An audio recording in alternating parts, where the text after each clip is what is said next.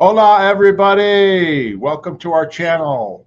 This is our Scientology Stories Peeling the Onion and Las Vegas Travel and More. We're simulcasting on both channels. My name is Mark Fisher, and I'm here with my host, Janis Gillham Grady. How you doing, Aloha. Janice? Aloha. Hola. Hola. Caribe. Fantastico. Exactly. Anyway, we want to welcome everybody to our channel for this live stream. Basically, hi, Mary Kay London. I see that you're here. Uh, anyway, it's just going to be a fun video. We're going to talk about a trip that we went on in 2019 when we were still legal to go to Cuba. We took a cruise to Cuba along with Grand Cayman and Haiti. And we're going to show you a bunch of the photographs from that and talk about going to Cuba, which is kind of a cool place to go to, someplace I'd always heard about in history and never been to. And then there were restrictions were put back on shortly after we finished our cruise. So we were lucky we got it in when we could. But Yes. yeah, Cuba is, of course, it's a communist country. But it was really interesting, Fidel Castro was no longer alive, but it was really interesting to learn about, the Cuban people. They were very friendly, and also about their lifestyle over there in the communist country. So anyway, Janice, how are you doing today? I'm doing good, and I've even dressed in my Cuban dress. I got this when we were in Cuba. Paul got a Cuban shirt, and I got this dress. Well, I'm in my Hawaiian. I'm representing Hawaii. You know what I mean? So we hang loose at that time. But anyway, also we're going to have an announcement at the end of the photographs and stuff. So stick around for that. It's going to be something that hopefully a lot of you are going to be interested in. And also, of course, we're going to do a live Q&A. So you're welcome to ask questions in the chat, and we will get to those. Just write the word question. Of course, you can super chat, super sticker, whatever else it is that you want to do. But we wanted to just say hello to everybody. Hi, Donna Jenkins. We see you there. And, we'll get started with this video. We hope you all enjoy it. Anyway, Janice, why don't you talk about how, first, before I start showing the photos, about how this cruise all came together, because you organized it, right? Yeah, I usually organize all the cruises. But, I'd gone to a lot of different places in the Caribbean on the Apollo, and I'd done the Alaskan cruise, and I do enjoy cruising. At first I didn't want to go on a cruise, and because I'd lived on a ship for 8 years, so why would I want to go cruise? But then Paul was like, come on, let's try it. And someone said, it's different. You get served. You're not the servant. You're not the slave. You can relax. So, okay, I'll go on the cruise. So we went on a cruise in the Caribbean as a family, and then it became like every week or 2 weeks. Every year or 2 years, we'd go on a cruise, or we'd go down to Dominican Republic or Hawaii, or something like that. So I found out that they had cruise ships now going to Cuba, and it's like, let's go to Cuba. And one of my friends, Liz, was like, I want to go to Cuba. So we kind of got together and put word out to different people saying, we're going to Cuba on this cruise. Anyone want to join us? And you have you've some photos of the group, and that's how it came about. And interestingly enough, when we used to sail to the Dominican Republic, the other half of that island is Haiti. And we never went to Haiti because it was so, our hubby just didn't want to go there. It was raw land. It was very bad economically. So, and I'd always wanted to go to Haiti. And this cruise actually also put us in Haiti. So that was fun to be able to hit Cuba and Haiti, because those are just like, I've managed to go to China and I've managed to go to Russia. So Cuba was my last one on the list of communist places I wanted to go visit. That's right. And the thing about a cruise going to Cuba is that they had to take a smaller cruise ship because their ports are not built to take the big super cruisers. So basically, we went on this. It was Royal Caribbean, right? And it was one of their smaller ships, but it still was very comfortable. I mean, it had everything that you need, and it was kind of nice because it wasn't super duper crowded. And but anyway, so it was a lot of fun, and we cruised out of Miami. And I'll start showing pictures here. This is me on the deck overlooking the swimming pool on the cruise ship, and that's Miami in the background there. And that's where the gathering point was, where we all got together, and then we cruised overnight to Havana. And here we are coming out of the port of Miami.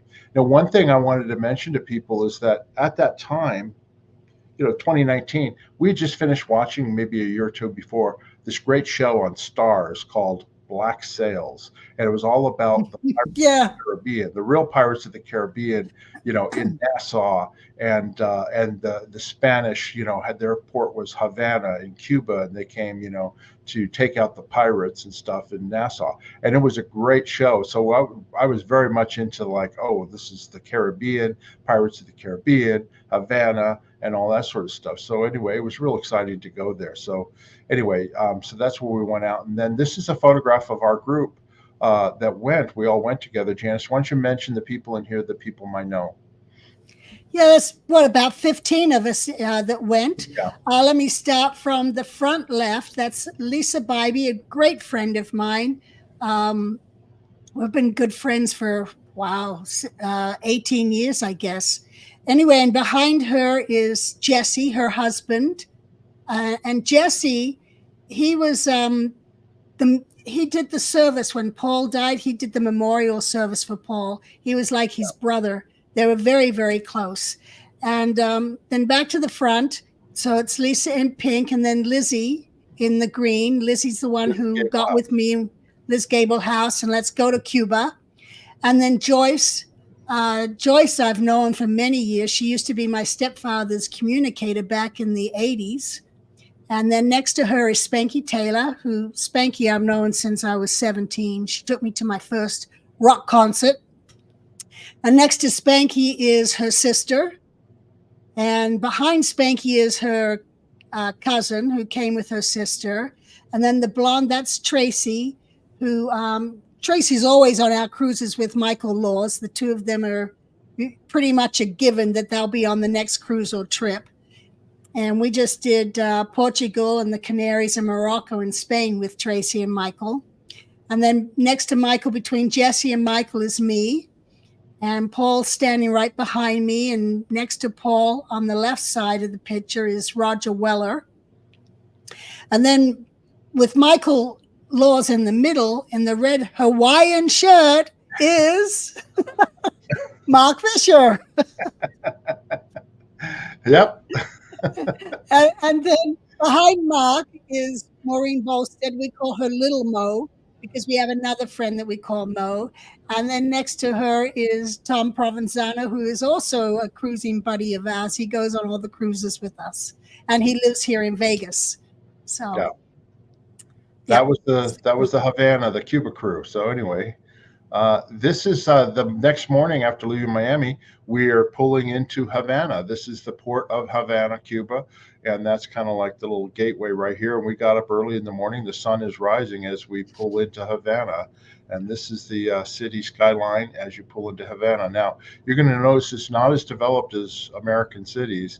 And that's one of the things we'll talk about as we go through this thing here. But this is us pulling up. That's not our ship, but that's another cruise ship that's in there. And then they had to dock. These are old docks that are actually not refurbished at all. I'll show you the roofs here in a second. But we basically pulled up to it because they only have a few of the docks, ready because they have not been able to have cruise ships come in. And that's one that's been renovated and refurbished as we're backing into our berth, right? And there's a ship there as we're that's the other ship that's next to us, right? And then there you can see these are the ones that are not renovated. They've been like that probably for 50, 60 years, since Cuba became communist and Castro took over. And you can tell they're just all dilapidated and nothing's happened to them. They don't have the money to fix them or anything. So anyway, and then here we are. Welcome to Cuba, right, Janis? Yes. Welcome to Cuba.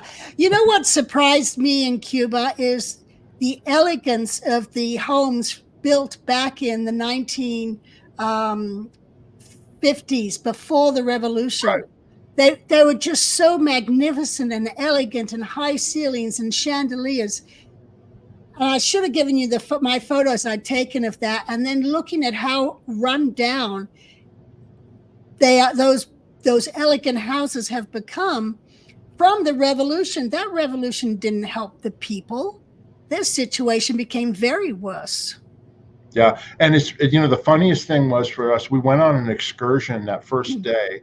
Because here's the thing: to go to Cuba, there has to be a reason. This is when the U.S. would allow you to go to Cuba directly, right? There had to be some reason for you to go there. You were visiting your family, right? But one of them was you were going there for educational purposes. So you had to do an excursion. Remember that, Janice? So we had to take an excursion that would take us through some of the history of the area that we were in. So we go on this excursion. But one of the things that I remember about driving around the bus through Havana is that, all the buildings, of course, I talked to Paul about this, was they're all made from concrete, and it's because of hurricanes. That island gets hit. We never see the hurricanes when they are in the Caribbean and they wipe out, other islands. There's no TV news for us from Cuba. Cuba gets hit more than any because they're the largest island in the Caribbean, and they get hit all the time by so everything's built by concrete, and I hadn't even thought about that, right? But number two, they haven't had the money to refurbish anything, so they're all like really not that great. But the thing that really, really hit with me was that you didn't see any businesses with signs. You know what I mean? Like you drive down the street in any other city, you'll see like Joe's, hot dog stand, and here's Walgreens, drugstore and the supermarket. No, the streets had these businesses, but there was no signage. People knew where to go to get their food and to get their items, but there was nothing visible that you go like, oh yeah, there's the ice cream shop or the this or the that. Right, exactly.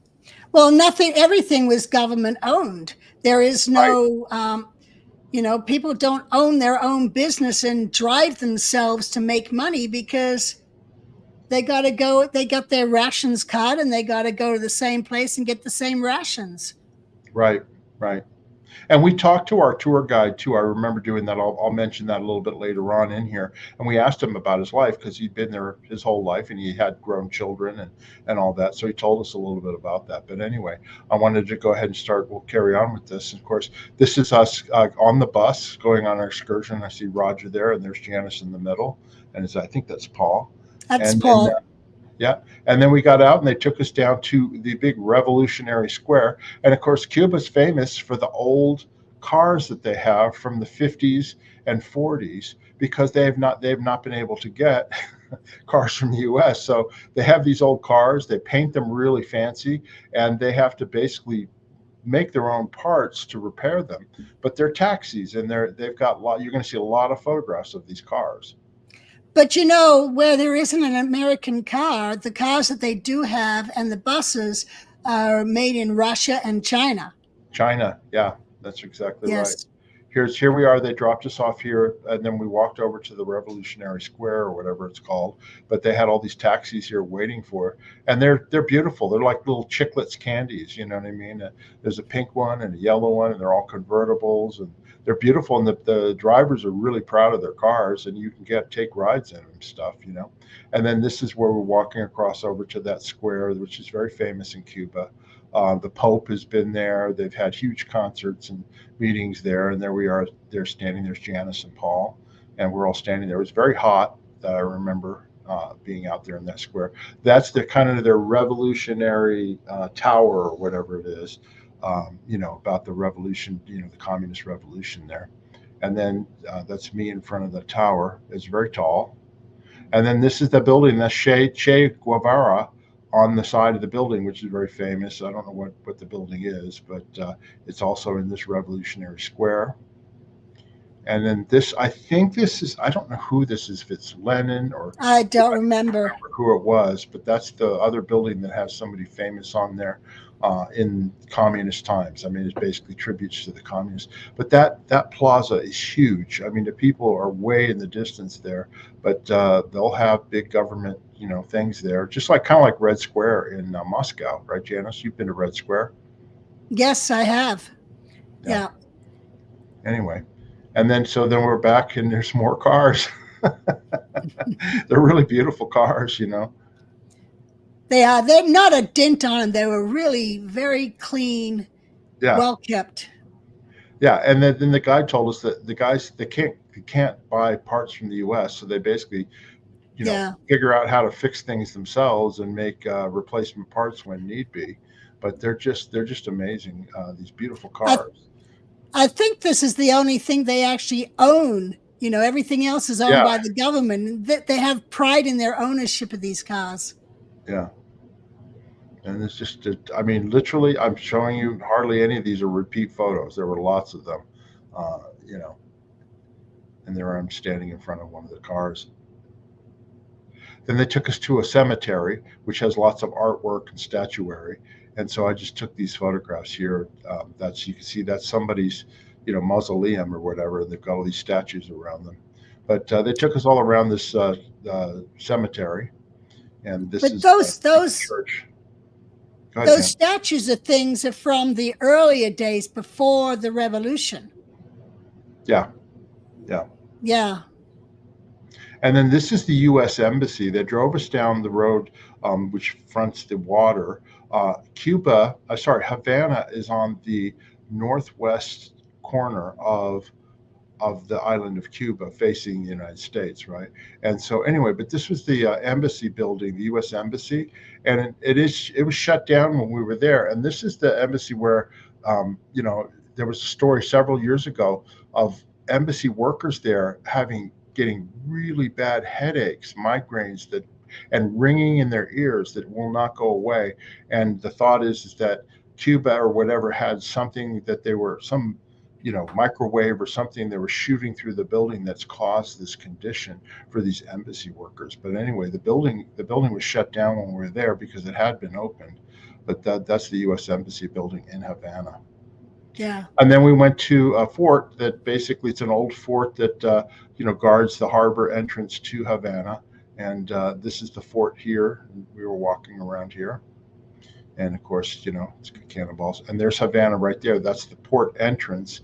And then, of course, back in the 1700s, that fort protected the harbor from, enemy pirates and ships and things like that. Yeah. So we went. Those walls are about 15 feet deep. Oh yeah, they're really thick. Yeah. Yes. And then they took us to that's a statue of Jesus Christ overlooking the city of Havana. And he's kind of like the buddy Jesus, you know what I mean? It's like out of the movie, like this, it's like the friendly Jesus as opposed to other statues. But it's really tall. And that's looking from the statue towards the harbor. And that's our ship right there in the harbor. So you can see that it's not a big harbor, but it's very well protected from the open ocean. Yeah. But I enjoyed that size ship. It's so much better than those huge things that they have now with thousands of passengers crowding into a little city. Yeah, and exactly like you can actually get around. Wasn't super crowded. There was a lot of fun things to do and stuff. But I remember talking to our guide about what his life like was, on in Cuba, and basically he was very said, "I'm very happy." He goes, "I have my own apartment, which was like a condominium," and he said, "The government provides for us, and if we stay in it for X number of years, after a while, then it becomes ours. We get to keep it, basically."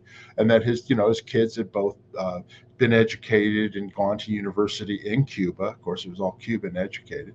And he seemed very happy, but he said, I don't make a lot of money from, in comparison to what other people do in other places, but they take care of us. We got, and, we went to a market. I remember an indoor market, and you see they had stalls where you could buy souvenirs and things like that.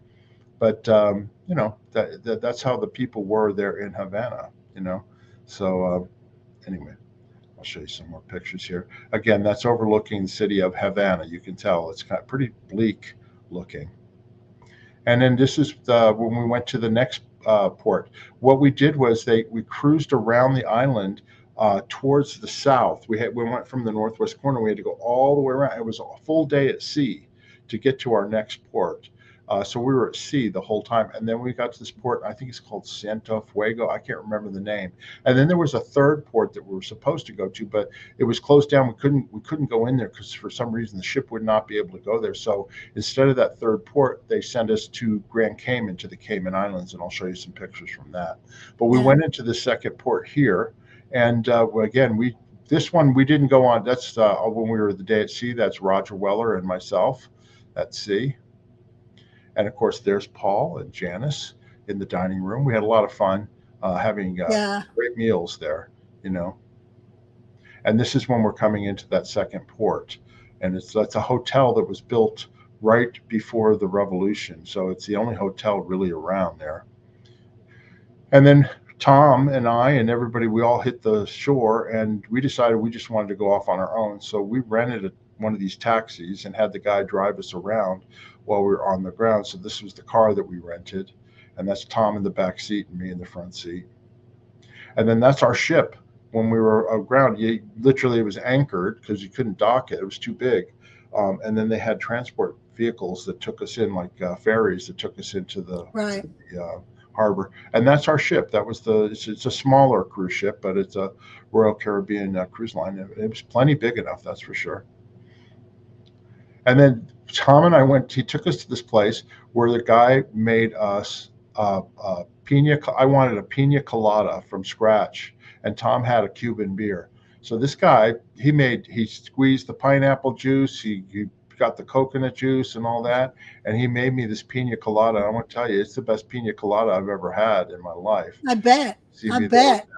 Yeah, with the Cuban rum and all that, and it was Yeah. delicious. And so we sat there and had a drink, relaxing.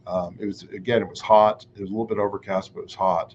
And then Janice, these are pictures you took. Where was this? Yeah, Paul and I went off and did another tour, and it just fascinated me to see the butcher shop sitting there with the meat just hanging like that in the window, and nothing protecting it from flies or anything. And this gentleman went and checked out the meat, bought it, and they didn't even wrap it or anything. And he's walking down the street with the meat hanging beside him.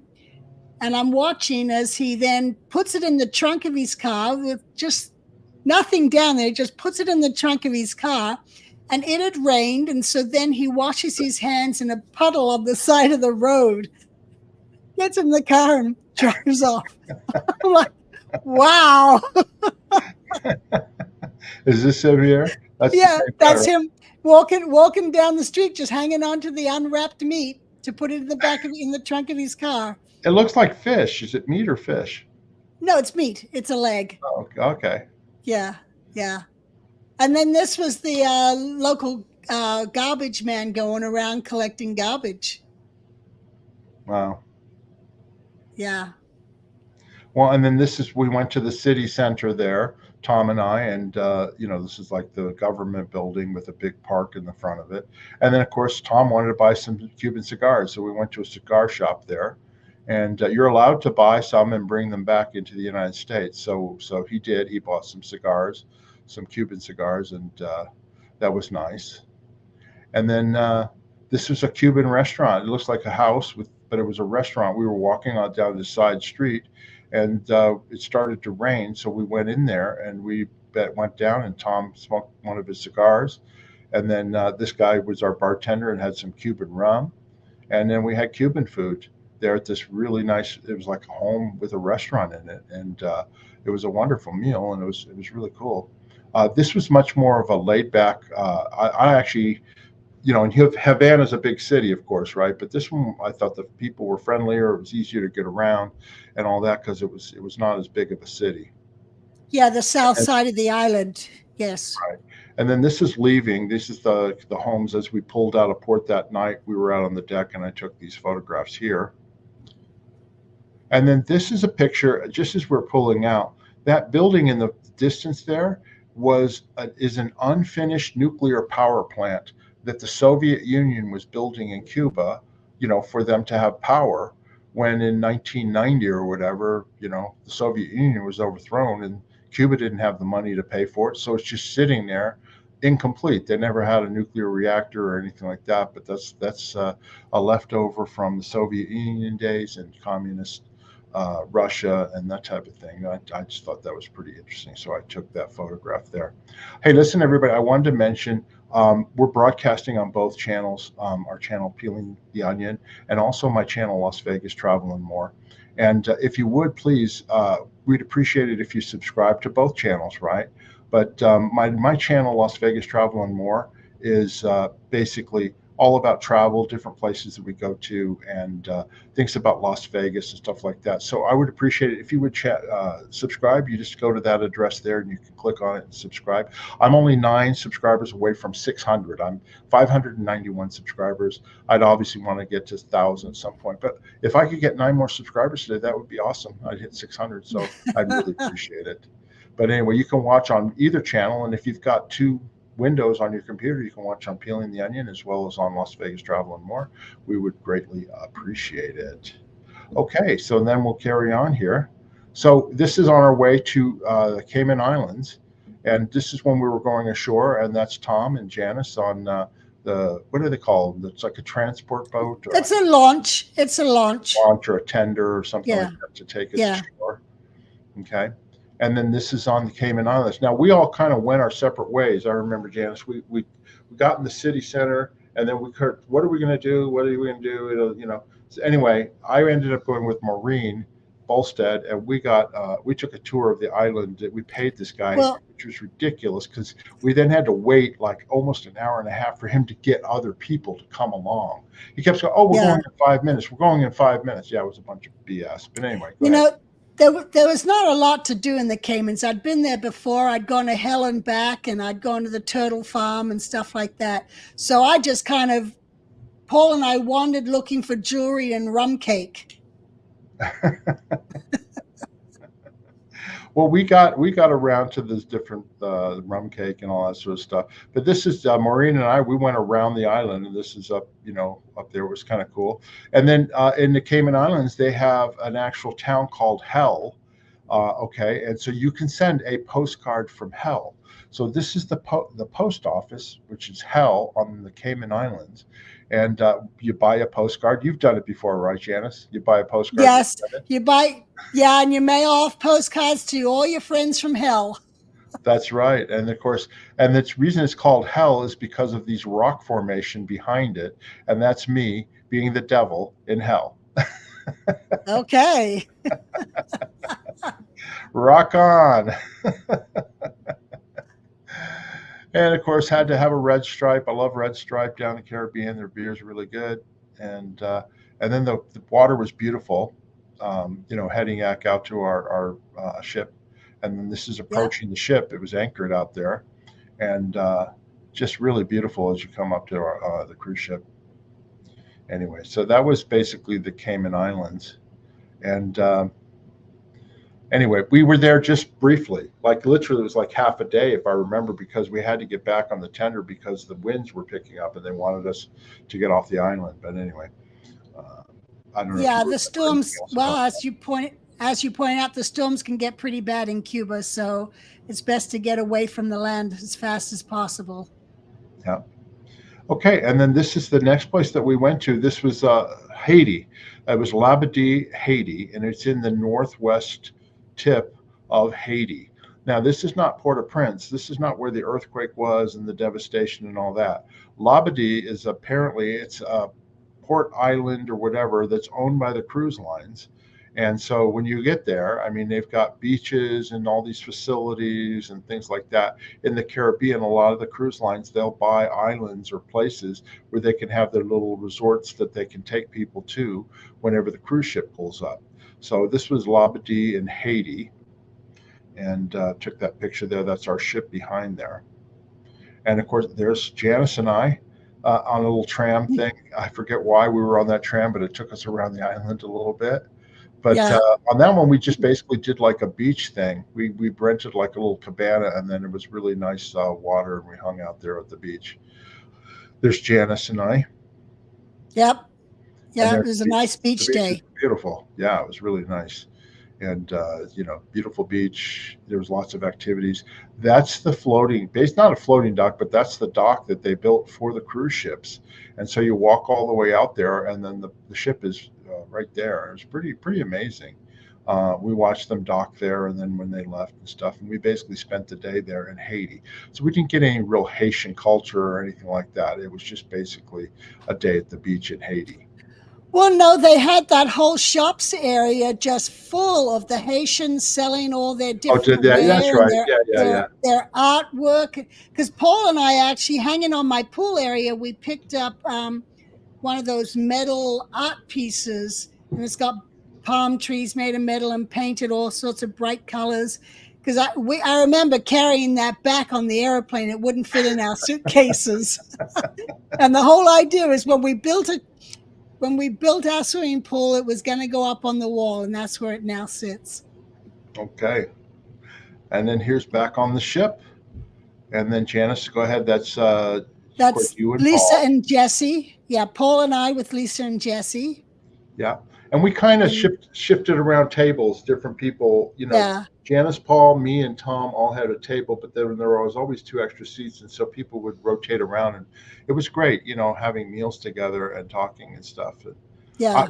Now, this was the cruise where Paul, didn't he get sick, or was that on another cruise where he was in his cabin all day? I think it was on the other cruise that we were on. It was on a different cruise, yeah. Right. But Maureen got sick. I remember that. Maureen Bolstead. She had a hard time, and she had Yep. I remember Lizzie having to bring her food and caring for her. Yeah. And that's, of course, Janice and me and our friend Tom Provenzano, who lives here in Las Vegas. He's right now freezing up in Idaho. We're saying that we're cold here in Las Vegas. It's only 40 degrees. Well, we have a friend, Camilla, who's up in Montana, and she showed a photo. It's minus 42 in Montana where she's at. And Tom and his girlfriend Sita, they're in Idaho, and it's like 11 degrees. So I'm like, well, why would you go there this time of year? You know what I mean? Yeah. Better off going on a cruise down in Miami. Exactly. Yeah. And then they have shows every night, and the shows are fantastic on the ships. I mean, they have magicians and comedians and acrobats and dancers and singers, and that's you and Paul, and we were all there watching the show that night, and it's all included with the cruise, which is pretty amazing. Yeah. All right. And then it's always enjoyable going to the shows. Yep. Then when we got back to Miami, we went up to Boca Raton, right, to visit our friends, Jill and Carrie Gleason, correct? Yes. And this is a picture of, from left to right, me, and then Paul behind me, and then Jill Gleason, and then Spanky, and then Brooke and Mackenzie. Brooke and Mackenzie are Jill and Carrie's, two of their three daughters. The other one was on the West Coast, so she wasn't there. Yep. Yeah. And I'm actually going at the end of this month, I'm actually going to Florida to see Jill and Brooke and Mackenzie because Carrie passed away in October, and I'm going to his celebration of life, and Spanky's going with me, and we'll be there for his celebration of life in early February. But I'll be going to Florida in the end of January, and I'm going to drop into Clearwater and Tampa and see some friends down there and check out downtown Clearwater and even have dinner in downtown Clearwater to try and help some of the non-Scientology businesses there. Are you going to the Hourglass or the Lemon Tree, or? They won't let me in. I don't think so. But it was great seeing Jill. Go ahead. Yeah, they'll see me coming down the street and all the doors are going to be locked and the hurricane shutter's going to be closed. Invasion. Anyway, it was great to see Carrie. Well, Carrie actually wasn't there. He actually was in the UK, but he called in when we were there. So it was great to see Jill. That's right. And their daughters. And then we took these photos in the back. That's a selfie. I think Janice is the camera person on that. I'm failing to. Paul finally took it over from me. And then there's the other. There's the one where Paul took it over, and that's a photograph of Paul, Janice, Jill. That was Frankie, and that me. was so That was so he could finally get in the front of the photo rather than always being in the back. That's right. And of course, we miss Paul. It's been a couple of years now that he's been gone. But anyway, so that was our trip to Cuba, the Cayman Islands, and to Haiti. And I got to say, going to Cuba was very um, instructional. You know what I mean? I learned quite a lot about it. It's like anytime when you travel overseas. This has been in my experience traveling as a world traveler. In my later life, people are the same no matter where you go, or they're friendly. You know what I mean? Like we were Yeah. always indoctrinated into that they were wogs, they were, the enemy. If you were either in Scientology or you were against us, right? But every place I go, I find it very interesting. Everybody's culture is different. Everybody's way of life is different. But you know what? Deep down inside, they're happy to see They're all you. the They're friendly. They've got good manners. You treat them right. They treat you right. And it yeah. was the same way in Cuba. What do you think, Janice? I absolutely agree. And I found the same thing. Like, as I said, I'd gone to China and I'd gone to Russia. I've gone to Cuba. I've gone to other places as well, that aren't communistic. But the people, they're the same and they just want to make other people happy. And they mean well and they go out of their way to try and help you. That's right. That's right.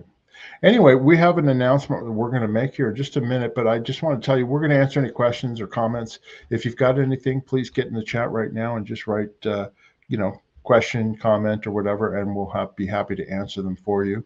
And I just wanted to mention what we've been talking about. We've been planning a cruise that's coming up. We're going to be doing that out of Long Beach, California here in March. And the dates, hold on one second here. I'm going to take a look at this information here.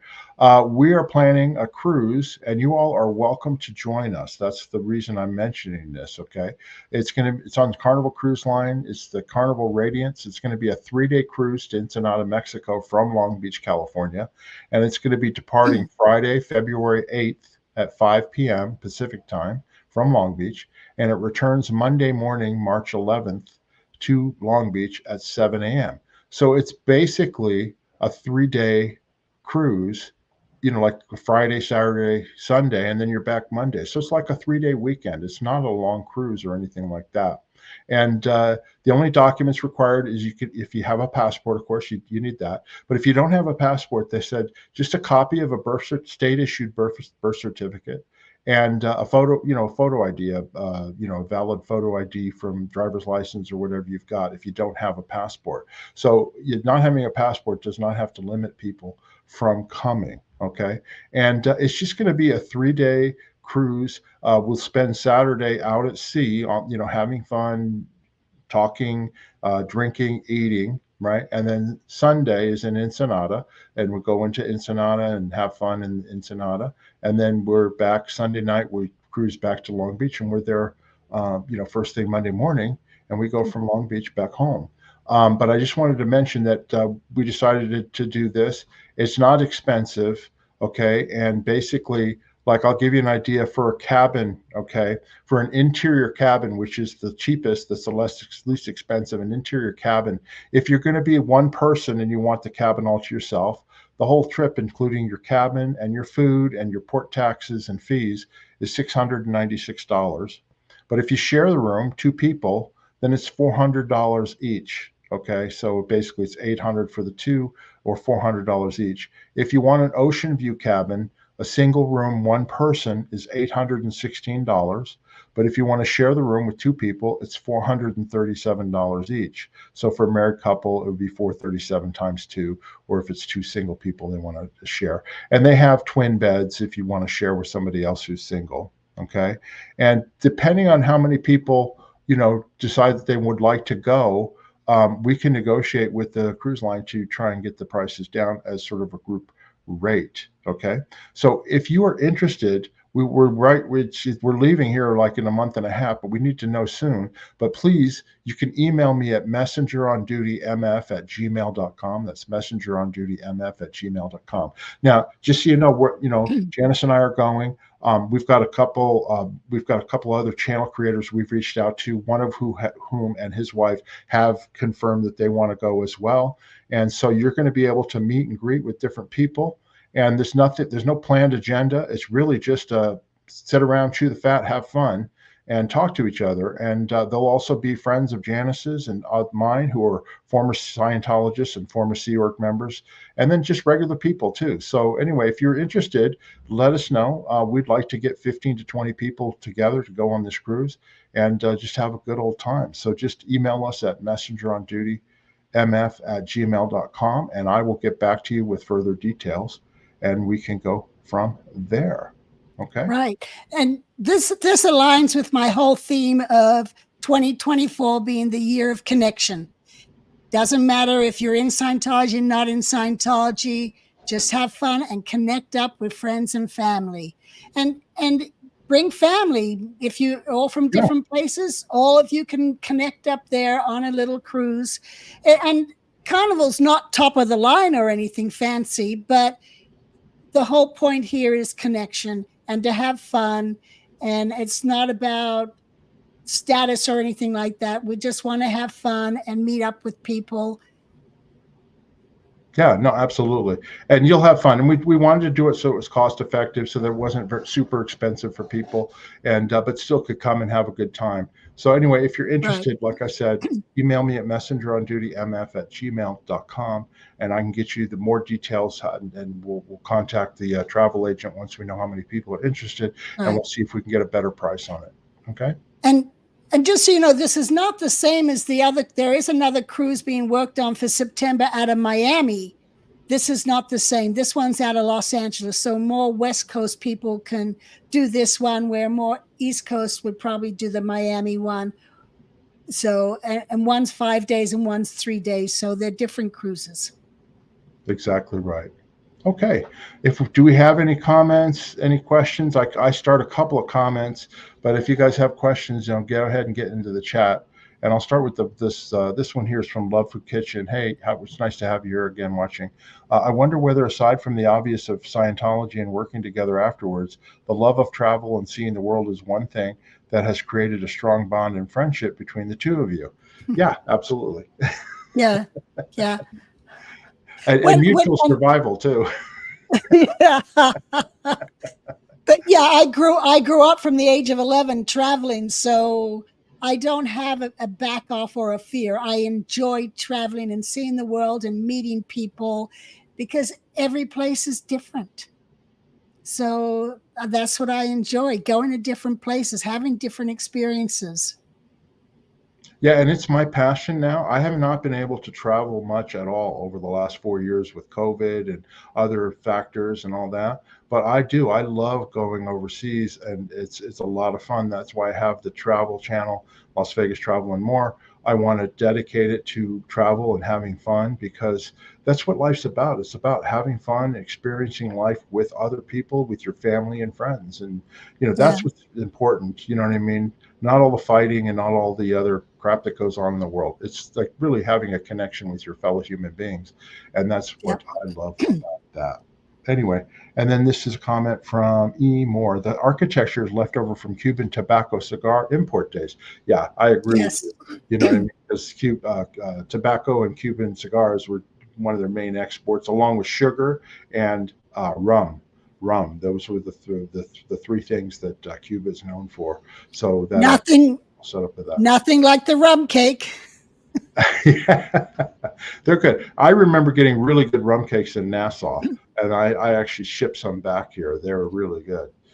If you've ever had rum cakes or whatever, they're very, very nice. Anyway, I don't see anything else. Janice, do you see anything, any other comments or questions here? No, but I do just want to say again that I'm going to be in the Clearwater area at the end of January, and then down in Fort Lauderdale early February. But anyone wanting to connect up with me, let me know. Sorry. You can email me at Janis Gillham Grady gmail.com, and we can organize up something. But I think it's the last Saturday of January is where I plan to have dinner at downtown Clearwater, and people can come down and we can wander Cleveland and Fort Harrison and watch, all the shutters close up as we come by, or the streets empty. Well, the streets are already empty, so not much we can do about that. But anyway, people are welcome to come see me. And if you want any books autographed, bring your books and I'll sign those. Right. And there's your email address there, Janis Gillham Grady @gmail.com, where people can contact you and let you know if they're going to be around through that. Also, we want to let you know, please subscribe to our channel if you haven't already. We really appreciate your loyalty and watching our content on both channels, Peeling the Onion as well as Las Vegas Travel and More. So we appreciate that. If you have any questions or comments, please ask in the comment section. Of course, we check those on a routine basis. And also, if you're interested in any of our merchandise like Janis's book, you can get signed copies of her book, hoodies, mugs, t-shirts, you name it. Just go to our merch store. There's a link there down below. And finally, if you'd like to donate to our channel, you can buy us a coffee. There's a link in the sorry about that. Why does it keep doing that? There we go. Buy us a copy. There's a link down below in the description. Click on that, and we appreciate any support that you might be willing to give to us. So anyway, we wanted to say thank you very much for that. Anyway, is there anything else, Janis, you want to say before we end this video? We really appreciate y'all watching. Yes, we do appreciate you watching, and seriously think about joining us and connecting up on our little cruise in March 8 to March 11, I believe it is. Absolutely. Anyway, I'm going to outro this with the intro video because a lot of you weren't here, but I really wanted you to take a look at this and hear the Cuban music that I have. And this is called Cuban Sandwich. Anyway, until the next time, everybody, bye-bye.